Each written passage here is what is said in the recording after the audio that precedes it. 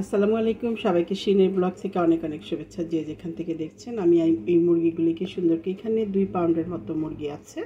2 pound কিংবা তার চেয়ে একটু বেশিও হতে পারে। মুরগিটা একটু বড় করে পিস করে করা হয়েছে। আমি এটাকে সুন্দর করে ধুয়ে নিয়েছি। এখানে আছে এলাচি, দারচিনি, আর আছে তেজপাতা, এখানে আছে আদা, রসুন, পেঁয়াজ কুচি, আর এখানে আছে হলুদ, মরিচ, ধনিয়া, জিরা আর কি। ফ্রাই প্যানটা আমি চুলার উপরে দিয়েছি। তো এখন আমি এটাকে রান্না করব। তো আপনাদের সাথে ভাবলাম একটু কিভাবে মুরগি কষাটা করি একটু আপনাদের সাথে একটু শেয়ার করব। চুলার মধ্যে তেল দিয়েছি, তেলটা মোটামুটি একটু গরম হয়েছে। তো এই গরমের মধ্যে আমি এই গরম মশলাগুলি ঢেলে দিচ্ছি। ব্রয়লারের মুরগি ঝোল খেতে আসলে একদম ভালো লাগে না। একটু যদি কষা কষা করে রান্না করা যায়, কষানো বলে আর কি যেটাকে। একটু এলাচিটাকে আমি একটু করে দিয়েছি।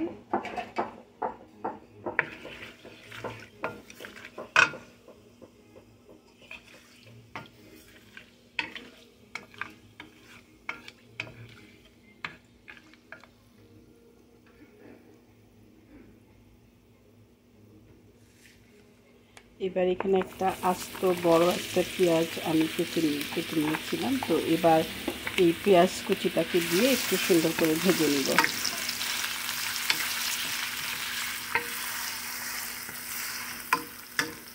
সাথে একটু লবণ দিয়ে দিচ্ছি। পেঁয়াজটা একদম নরম হয়ে আসছে। তো এবার আমি আস্তে আস্তে করে একটা একটা করে সব মশলাটা দিব। তো প্রথমে আমি একটু হলুদ দিব, তারপরে একটু মরিচ দিব, পরে আবার একটু কাশ্মীরি মরিচটা দিব একটু কালার হওয়ার জন্য।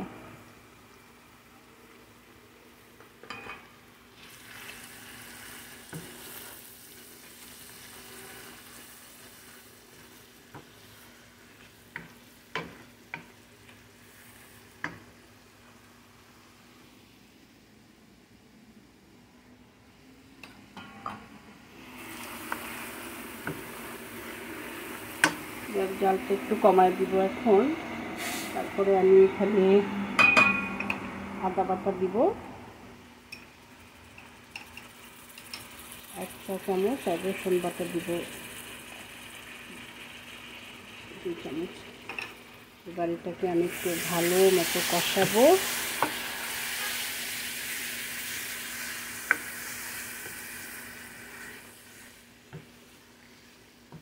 মশলাটি একটু ভালো মতো কষানো পর্যন্ত একটু ওয়েট করব।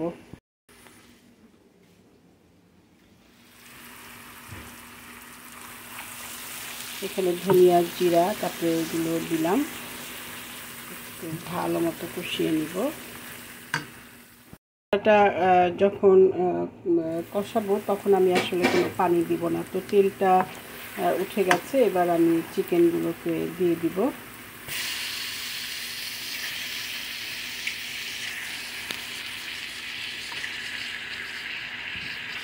পানির চিকেন এভাবে একটু রান্না করে খেয়ে দেখবেন, ভালো লাগবে।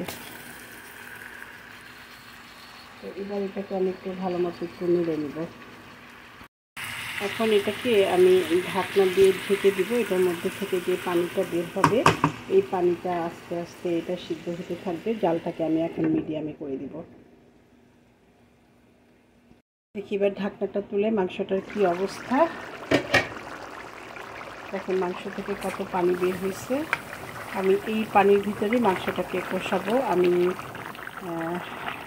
আর কোনো পানি দিব না, যেহেতু এগুলি ফার্মের মুরগি একটুতেই সিদ্ধ হয়ে যায়। তো আমি এই আরেকটু পানি কমে আসার পরে, ঝোলটা আরেকটু কমে আসার পরে, একটু যখন মাখা মাখা হবে, তখন আমি এখানে গরম মশলা, যেটাকে আমার হাতে করা বাসায় তেলে যেটাকে করি, ওইটা একটু দিয়ে দিব। এই মাংসটা কষাতে এটাকে এখন আবার একটু ঢেকে দিচ্ছি। পাশের চুলায় ভাত রান্না করতেছি। আর এখানে দেখেন লাল শাকটাকে সুন্দর করে কুটে ধুয়ে নিয়েছি। আর এখানে ফুলকপিটাকে ভাজি করব। তো এগুলি হবে আজকে রান্না। আর এই যে চিকেনটা রান্না করব, আজকে আর কোনো মাছ রান্না করব না। তো আমার ভাগিনা উচ্ছ্বাস, ও সবসময় আমার কাছে জানতে চায় আমি কিভাবে করে চিকেন রান্না করি। আমার মেয়েটারও একই অবস্থা।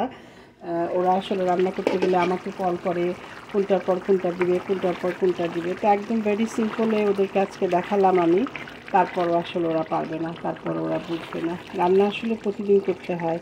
অনেক দিন পর পর মাংস রান্না করলে বা যে কোনো কিছুই রান্না করলে আজকে যেটা এভাবে রান্না করলাম কালকে হয়তো আবার একটু এদিক সেদিক হবে, একই রকম আমার হয় না। তো যাই হোক, বেসিক জিনিসটা একটু ঠিক থাকলে হয়। তো এই মাংসটাকে এবার আমি একদম ঝোল কামায় ফেলবো। এটাকে আবার একটু ঢেকে দিলাম। আমার এই জায়গায় ভাতটাও প্রায় হয়ে আসছে। তো লাল শাক একটু কুচি কুচি করে কেটে নিব, তারপরে বাকিটা কাজ করব। এবার আমি ঢাকনাটা তুলে রাখবো, আর ঢাকনা দিয়ে রান্না করব না। এবার ঢাকনা ছাড়া একটু একটু করে মশলাটা এই ঝোলটা কমে আসবে।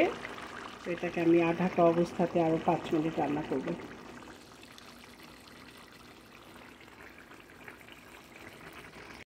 এটা হচ্ছে সেই গরম মশলা, এলাচি, দারচিনি, লবঙ্গ, গোলমরিচ সব কিছু ভেজে তারপরে এটাকে আমি করে রাখি। আর এখানে আমি একটু কাঁচামরিচ কেটে নিয়েছি। এবার এই কাঁচামরিচটাকে আমি এটার ভিতরে দিয়ে দিব একটু ঝাল ঝাল হওয়ার জন্য। তারপরে আমি অ্যাট দ্য সেম টাইম আমি একটু গরম মশলার গুঁড়াটাও দিয়ে দিচ্ছি। তারপরে এটাকে হচ্ছে ভালো মতো একদম নেড়ে চেড়ে একটু ভালো মতো এখন আরেকটু কষাবো, তারপরে নামিয়ে ফেলবো।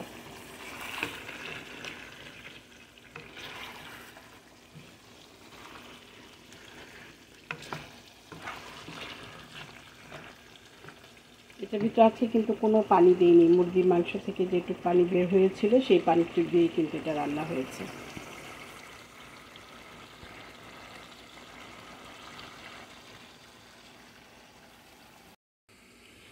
কাশ্মীরি মরিচের গুঁড়া দেওয়াতে দেখেন এটার কালারটা কি সুন্দর, একদম একটা টসটসা ঝোলটা একটা হয়েছে। তো এটাকে আর বেশি করব না, তাইলে আবার নিচে যদি মশলাগুলি লেগে যায় তাহলে আবার একটা অন্যরকম পোড়া পোড়া একটা গন্ধ আসবে, যেটা আমি চাই নাই। আমি চাইছি যে ভাতের সাথেই ওভাবে করে সুন্দর করে একটা হবে। তো আমি যেরকম আসলে চেয়েছিলাম ঠিক ওরকমই একটা কালার আসছে। আমি কালকে আসলে মুরগিটা কিনে নিয়ে আসার পরেই যখন কিনি তখনই আমি ভাবি যে আমি একটা মানে আজকে এই মুরগিটা বেশ ফ্রেশ লাগছিল, তো ভাবতেছিলাম বাসায় দিয়ে একটা মুরগি কষা একদম সুন্দর করে কষাবো, তারপর এটা দিয়ে গরম ভাত দিয়ে খাবো। তো যেমন কথা তেমন কাজ। কালকে আর রান্না করার সময় পাইনি, মাংসটা ধুয়ে রেখে দিয়েছিলাম, তো আজকে রান্না করলাম। দেখেন খুব সুন্দর একটা কালার আসছে।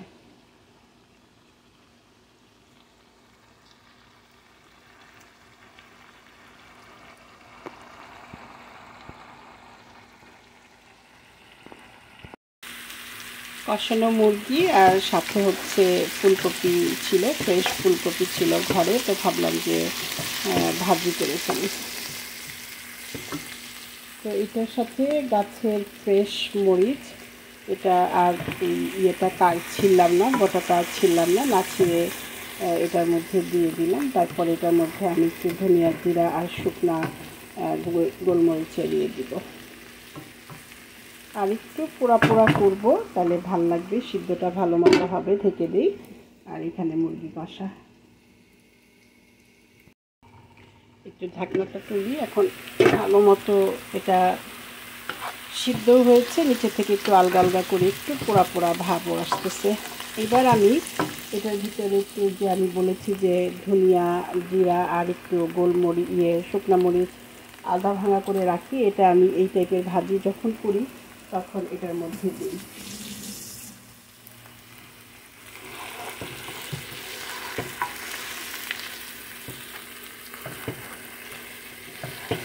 এবার চুলাটাকে আমি বন্ধ করে দিব।